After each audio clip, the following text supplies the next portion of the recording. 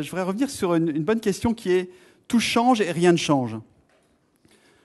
C'est vrai qu'on pourrait dire, entre 2012 et 2030, en 18 ans, Paris n'a pas beaucoup changé. C'est une remarque qui a été faite tout à l'heure.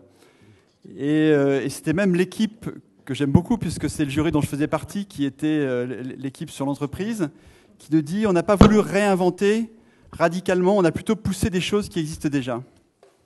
Et pourtant, quand j'étais à votre place, bon maintenant vous savez mon âge, je peux le dire, quand j'étais à votre place en 1981, je suis sorti et j'ai commencé à travailler dans la publicité pour une entreprise qui s'appelle Procter & Gamble. Je m'occupais d'Ariel, la lessive, et il n'y a pas de ce métier. Et en l'occurrence, chez Procter, à l'époque, il fallait faire des recos en une page, avec un système, pour ceux d'entre vous qui ont fait un stage chez Procter, qui perdure 30 ans après, qui est Background for Recommendation, Recommendation, Support for Recommendation, Next Steps. Et tout ça devait tenir absolument en une page. Sauf qu'à l'époque, on tapait sur une machine IBM à boules et on changeait de boules pour mettre les majuscules. Et donc, quand quelqu'un voulait faire une correction, il fallait prendre un truc qui s'appelle le Tipex, que vous ne connaissez peut-être pas, ou des grandes lignes blanches, et les coller sur les pages et aller à la photocopieuse, etc. Vous imaginez le changement du monde en 18 ans, puisque si je prends 82, qui est le moment où j'ai commencé à travailler, 2000, donc on est bien sur 18 ans, la programmation qu'on vous a demandé aujourd'hui, 2000, c'est la première bulle Internet 2001. Autrement dit, le mail avait envahi les entreprises, le microcomputer bien sûr, depuis grosso modo 1994-1995. Quel changement radical. Donc je crois au fond que tout change, rien ne change, mais qu'il va y avoir des changements encore plus radicaux entre ce que moi j'ai connu, étant ici et 18 ans plus tard, et ce que vous allez connaître, parce qu'il y a une accélération liée au digital qui est absolument considérable, et c'est pour ça que certains projets qu'on a lus aujourd'hui, qui peuvent apparaître comme de la science-fiction, de mon point de vue, n'en sont pas, et même sur certains projets qu'on a entre guillemets annotés à plusieurs reprises, on a noté en disant mais non, mais ça, ce sera fait en 2015 ou ce sera fait en 2017, alors que vous n'osiez l'imaginer pour 2030. Donc, et pourtant, l'homme est homme, la femme est femme, il faut être deux pour faire des enfants, mais il y a quand même des choses fondamentales qui ne changent pas. Et la publicité restera. Alors c'est juste pour dire que il y a un post qui s'appelle « Et si les affiches 4x3 nous faisaient du bien ?» On ne le voit pas très bien là, mais donc In an Absolute World, c'est une annonce qui est sortie dans le monde entier, sauf en France où on a des petites contraintes légales, et qui transforme Times Square avec des œuvres d'art, donc qui était exactement la vision dont on parlait tout à l'heure. Alors en conclusion de cette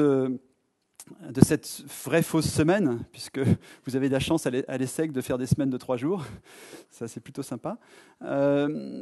J'ai voulu essayer de vous donner le sens de l'innovation en parlant des innovations qui ont du sens. Et donc, j'ai intitulé, après avoir parlé de comment innover, What If, j'ai décidé non plus d'être en franglais, mais carrément en anglais. Donc il y a beaucoup de choses qui sont déjà en anglais dans cette présentation, non seulement parce que Samantha qui travaille avec moi est américaine, mais aussi parce que je pense recycler certaines choses que je vous présente dans des présentations internationales que je serai amené à faire. Je l'ai appelée pour vous, celle-là elle a été faite pour vous, From Idea to Ideal. Et au fond, l'exercice que vous venez de faire, de mon point de vue, c'est celui-là. C'est à quoi ça sert d'innover? À quoi ça sert d'inventer? À quoi ça sert d'imaginer? Si ce n'est pour améliorer, si ce n'est pour un monde meilleur.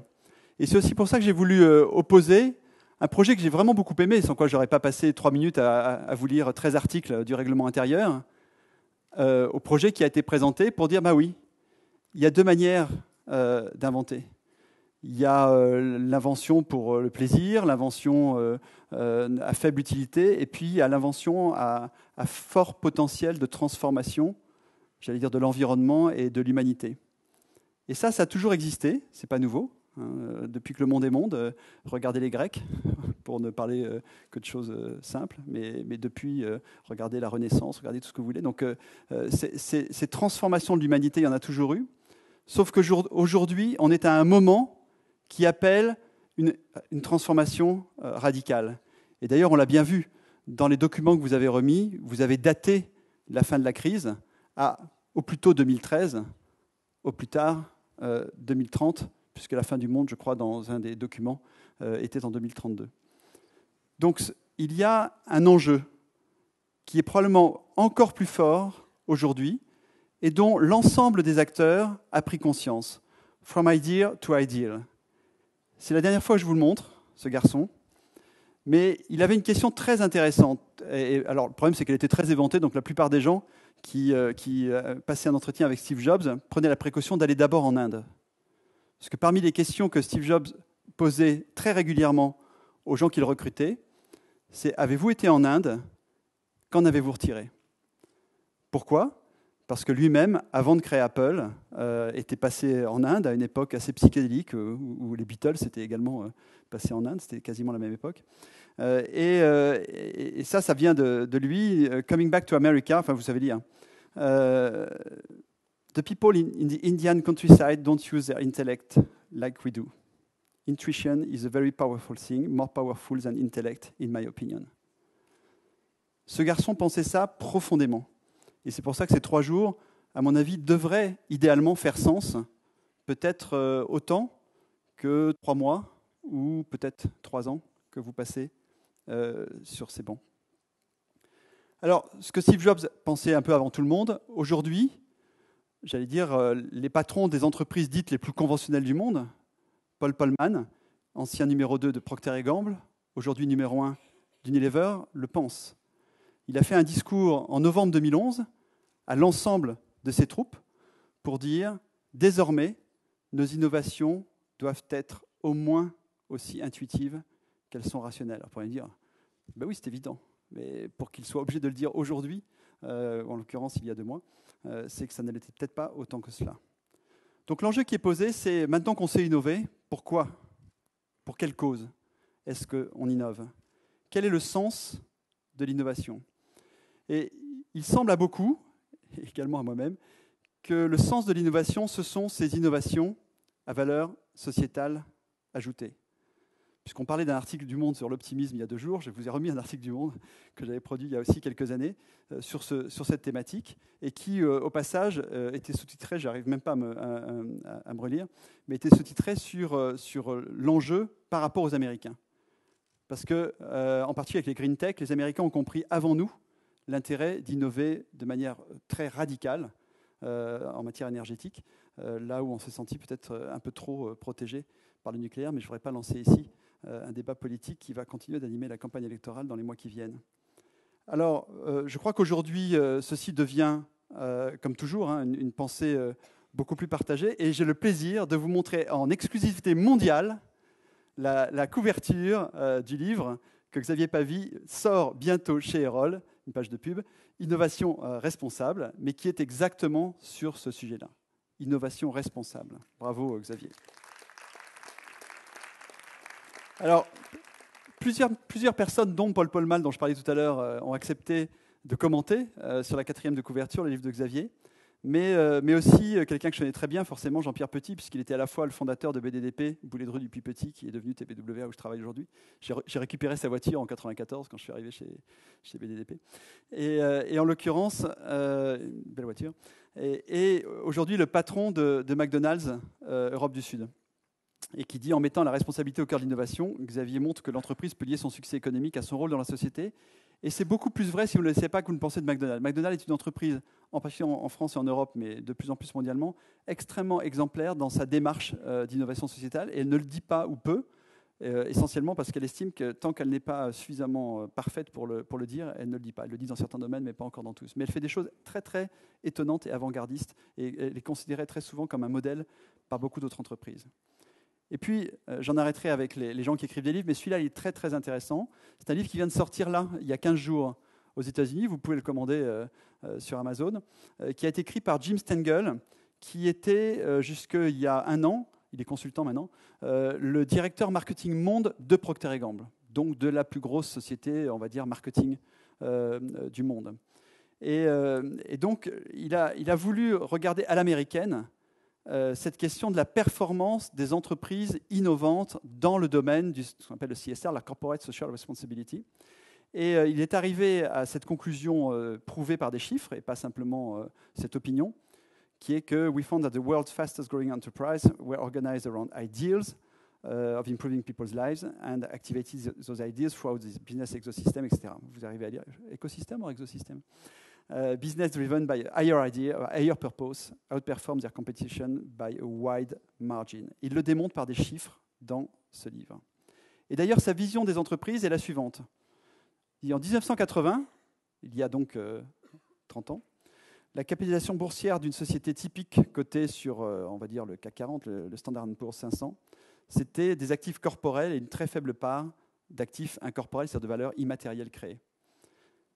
En 2010, les actifs corporels restent, bien sûr, la part physique, concrète, matérielle des entreprises, mais les actifs incorporels viennent augmenter la part de l'entreprise et la valeur de marque fait partie aujourd'hui des actifs incorporels. Pourquoi est-ce que Apple vend plus cher des produits que d'autres vendent moins cher?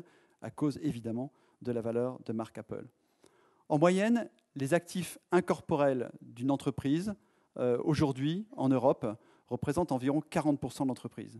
Donc, actifs incorporels, c'est la valeur des clients, portefeuille clients, des brevets, donc de la recherche, donc des innovations, et aussi des marques. En moyenne, ça varie beaucoup selon les marchés, évidemment. Si on parle du marché du luxe, c'est beaucoup plus fort. Si on parle du marché B2B, c'est beaucoup plus faible. Mais en moyenne, la marque vaut 18% de cette valeur. Et donc, un certain nombre d'entreprises valent plus par leur marque que par l'entreprise elle-même. La marque Club Méditerranée vaut aujourd'hui plus que l'entreprise Club Med, si vous regardez son cours de bourse, par exemple. Donc revenons à cette question de l'idéal. J'avais parlé également lors de la présentation d'avant-hier de marques idéologiques. Il y a eu des pionniers de l'innovation éthique, et vous les connaissez, mais je trouve intéressant de les remettre sur une échelle historique, puisque le sujet, c'était les années à venir, les 10 ans, 18 ans, 20 ans à venir. Regardons un tout petit peu le passé.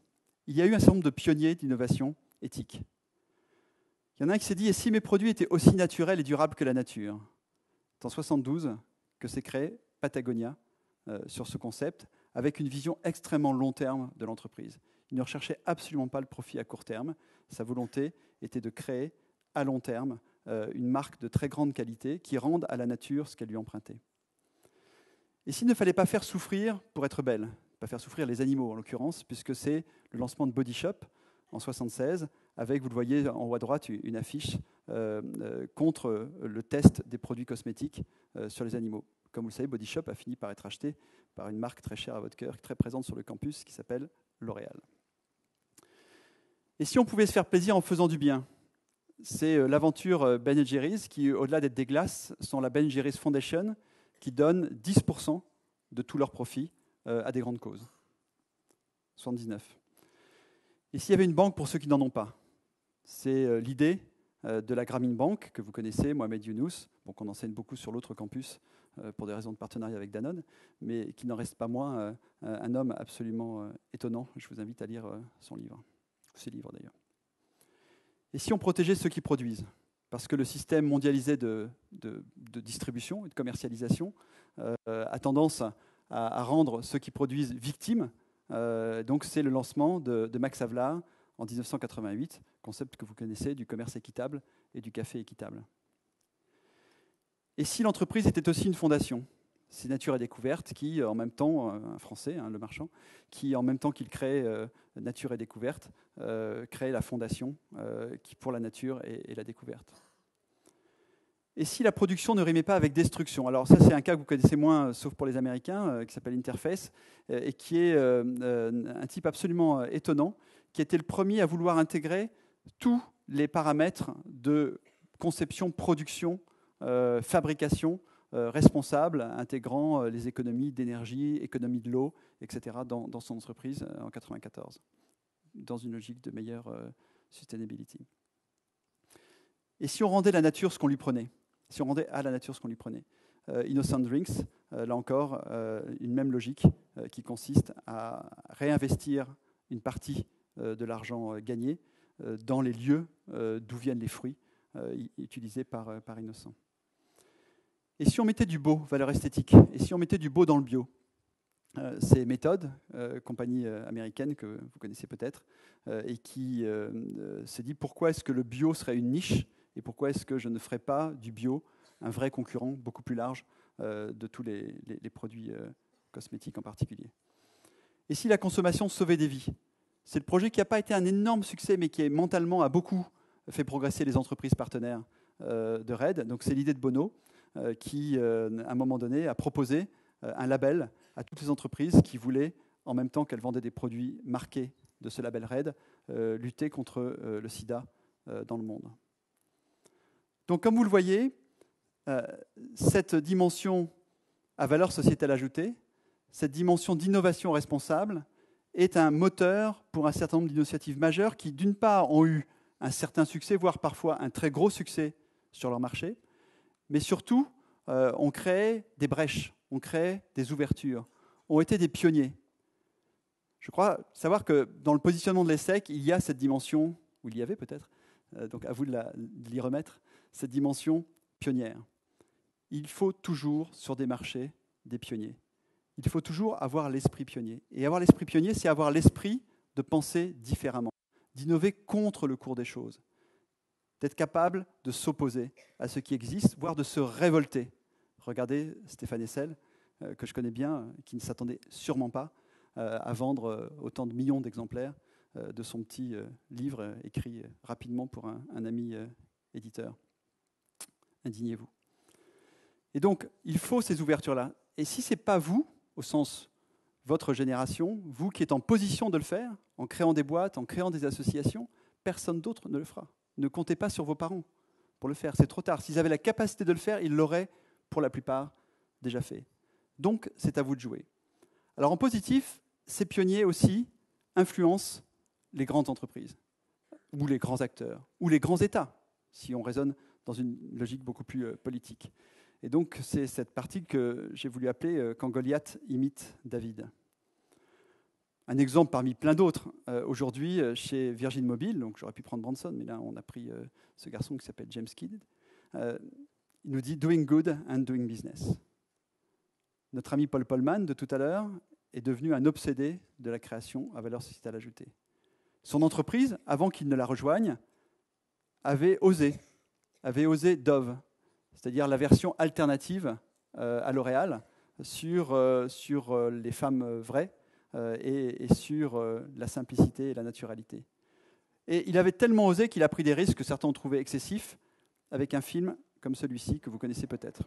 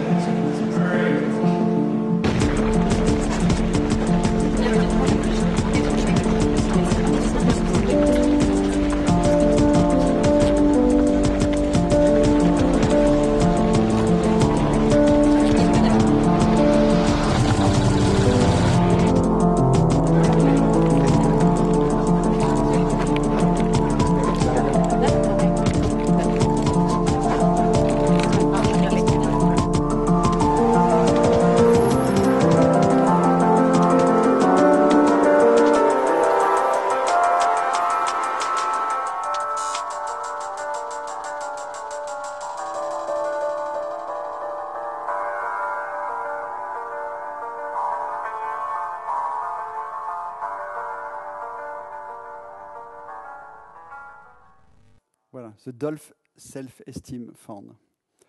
Un autre exemple chez le concurrent d'en face, Procter & Gamble. Pampers n'a jamais vendu autant de couches-culottes que depuis que la marque est généreuse. Autrement dit, depuis qu'elle offre des vaccins, en particulier aux États-Unis, chaque fois qu'on achète des couches-culottes. Un autre exemple, dans une très grosse compagnie mondiale, elle s'appelle Mars, dont fait partie Pedigree, qui est la plus grande marque de pet food, de nourriture pour chiens dans le monde, avec ce programme qui s'appelle Adoption Drive aux États-Unis.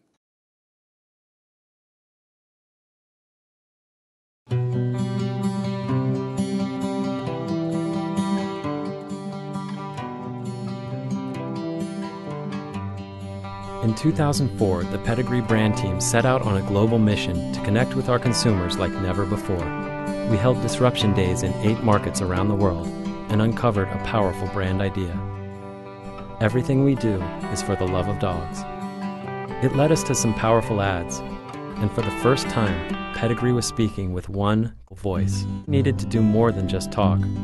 If everything we do really is for the love of dogs, then we need to show it by supporting a cause that makes the world a better place for them. The team in the United States decided to take their marketing budget and use it to help the dogs who really need it, the 4 million dogs who end up in shelters every year.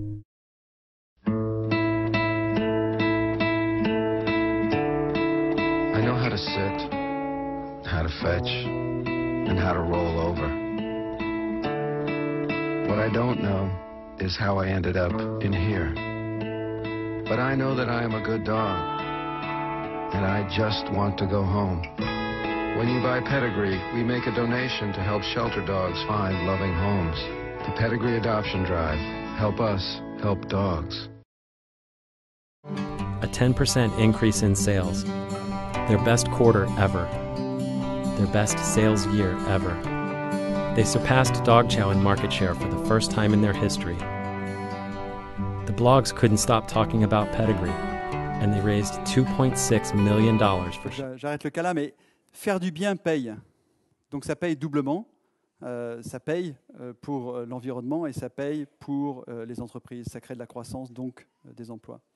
L'exemple le plus abouti de mon point de vue des 2 dernières années sur une initiative qui est de l'ordre de ce que les anglo-saxons appellent le brand behavior, par opposition au brand belief. Le brand belief, c'est le message, le think different, le just do it. Le brand behavior, c'est comment je le démontre.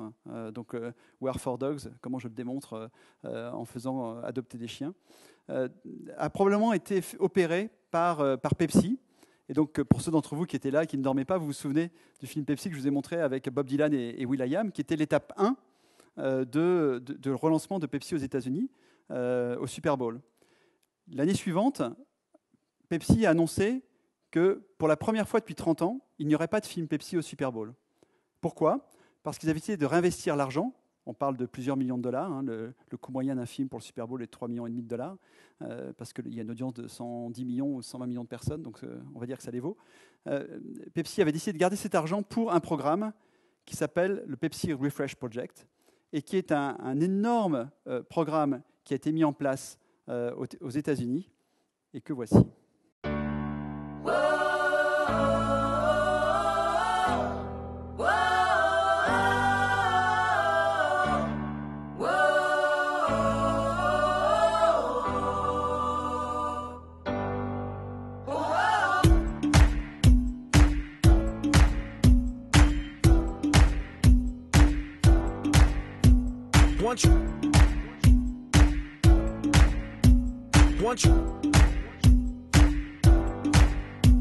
One tribe, y'all. We one tribe, y'all. We one tribe, y'all. We all one people. Let's catch amnesia. Forget about all that evil. Forget about all that evil. That evil that they feed you. Let's catch amnesia. Forget about all that evil. That evil that they feed you. Remember that we one people. We all one people. One people. One people. One people. One tribe, y'all. One tribe, y'all. One tribe, y'all. We all one people. One tribe, y'all. We one tribe, y'all. One people. One people. One people. One people.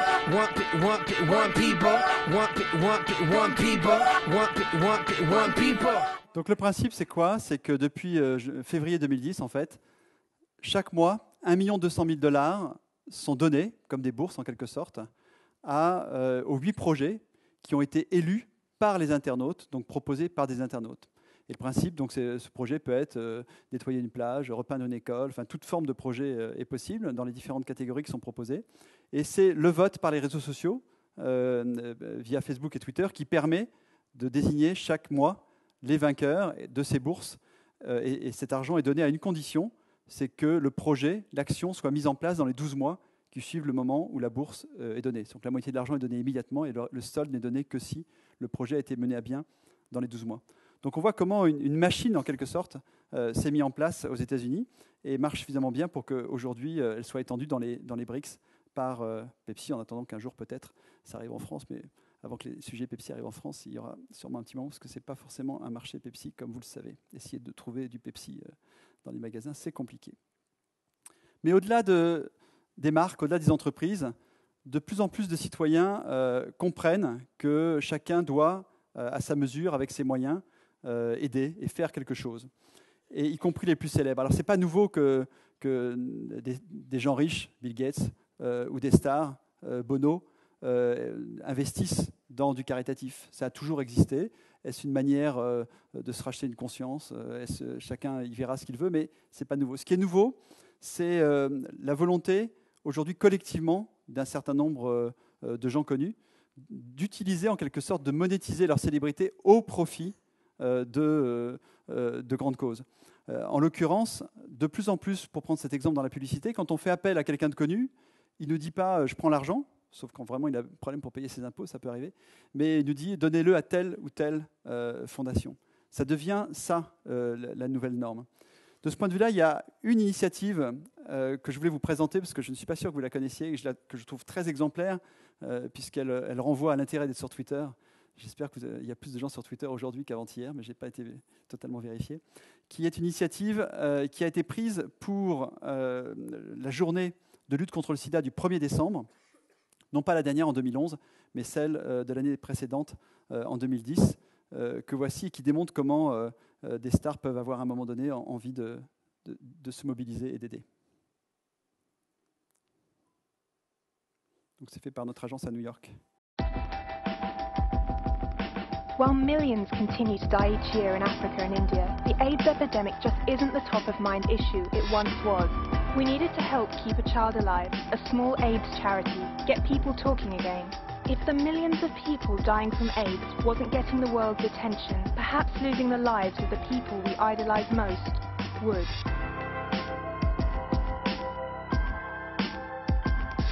Hey, I'm Alicia Keys. I'm Ryan Seacrest. I'm Usher. And this is my last tweet and testament. And Justin Timberlake is officially dead. I'm dead. I've sacrificed my digital life to help give real life to millions of people affected by HIV and AIDS. In Africa and India. That means no more Twitter, no more Facebook. It's all gone. That's where you, my fans, come in. Buy my life. by my life back. Buy my digital life back. And could you kind of hurry up and do it quick? We gotta save some lives today. The world's top celebrity tweeters sacrificed their digital lives to save millions of real ones. They vowed to stay off all social media until $1 million was raised to buy their digital lives back. With a media budget of $0, we were entirely dependent on the power of their social networks to spread awareness. And it worked. Kim Kardashian is dead. Buy Life campaign. Lady Gaga, Justin Timberlake all vowed to stay off Twitter. Folks, I don't know about you, but for me, AIDS just got real. Head over to buylife.org and give generously. BuyLife.org was inundated with 10,000 hits per second. The digital death campaign instantly provoked conversation and led to unprecedented coverage for a fundraising campaign. In fact, Keep a Child Alive received more press than any other AIDS relief organization and accounted for 1/3 of all global coverage on World AIDS Day. The extensive coverage resulted in over 1.5 billion media impressions. AIDS was once again a major point of discussion. In only 6 days, we reached our $1 million goal, and the celebrities came back to life. And even more money was raised as thousands of non-celebrities sacrificed their own digital lives. This is my last tweet and testament.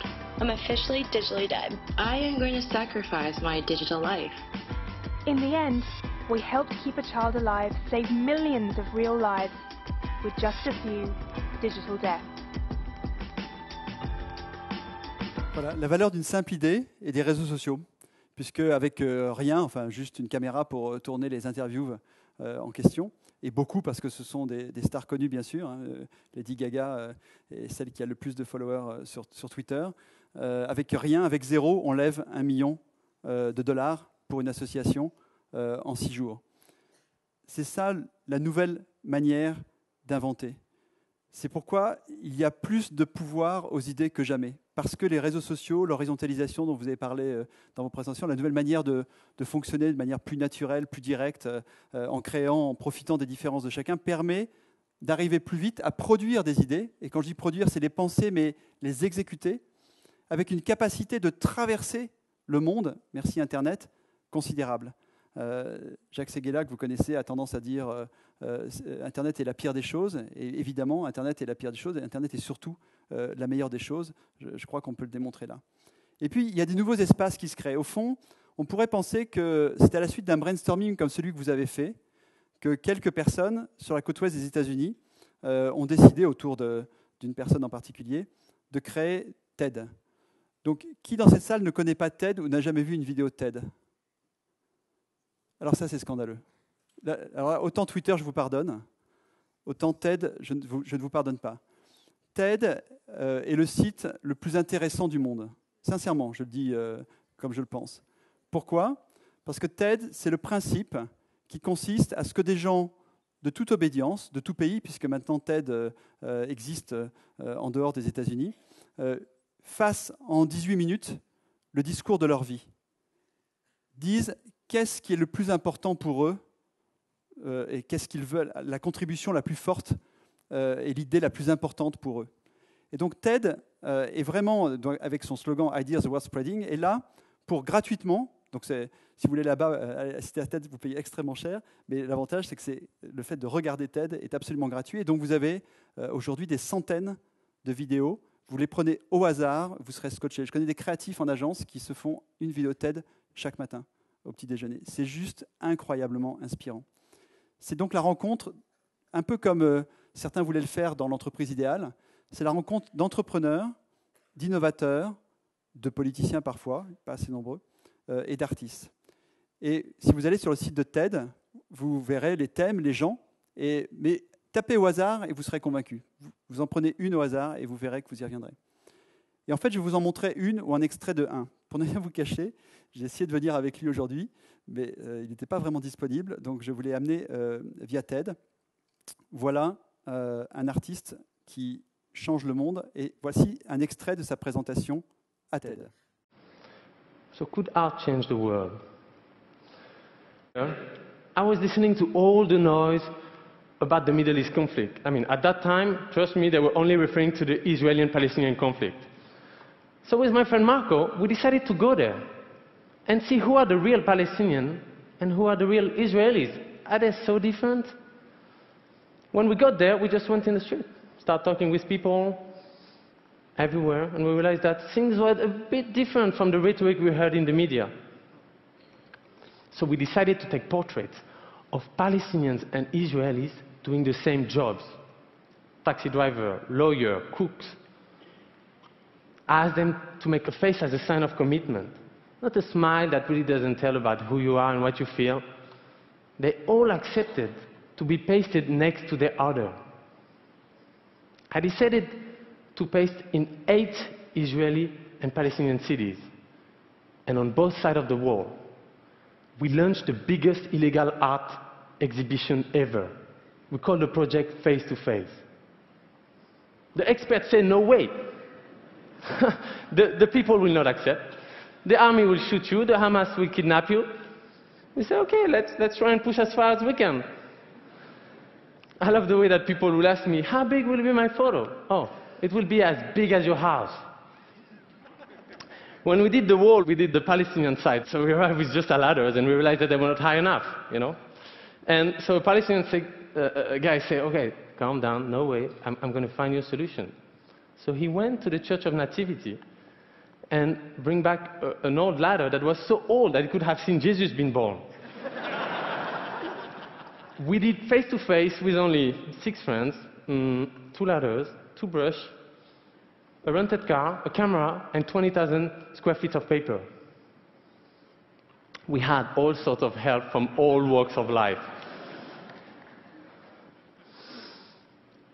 Okay, for example, that's Palestine. We're in Ramallah right now. We're pasting portraits face-to-face, demonstrated that what we thought impossible was possible. And you know what? Even easy.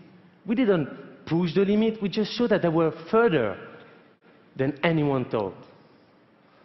Actually, the fact that art cannot change things makes it a neutral place for exchanges and discussions, and then enables it to change the world. when I do my work, I have two kinds of reaction. People say, oh, why don't you go in Iraq or Afghanistan? They would be really useful. Or, how can we help?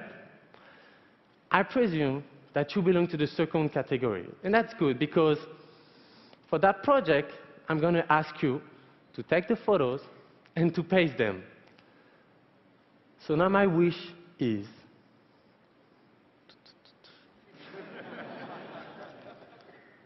I wish for you to stand up for what you care about.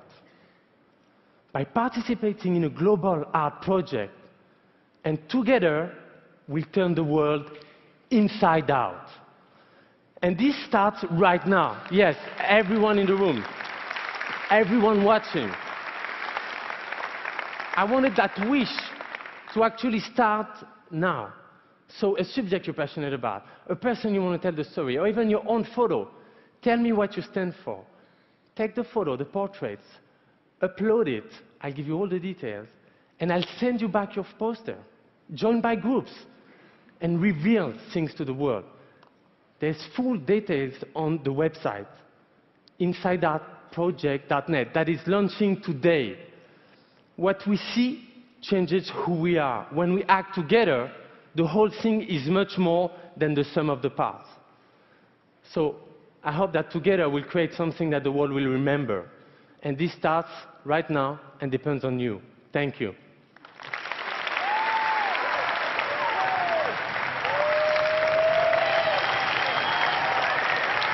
Thank you.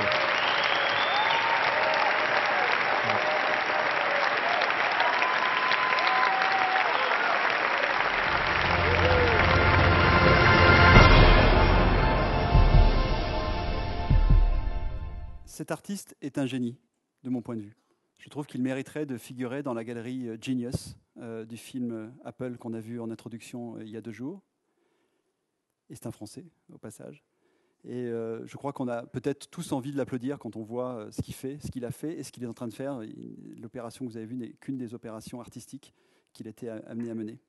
Et du coup, je peux difficilement en rajouter beaucoup en conclusion que de faire appel à un autre génie qui, bizarrement, n'a pas été cité. Enfin, je n'ai pas assisté à toutes les présentations, donc peut-être qu'il a été cité chez L'Oréal.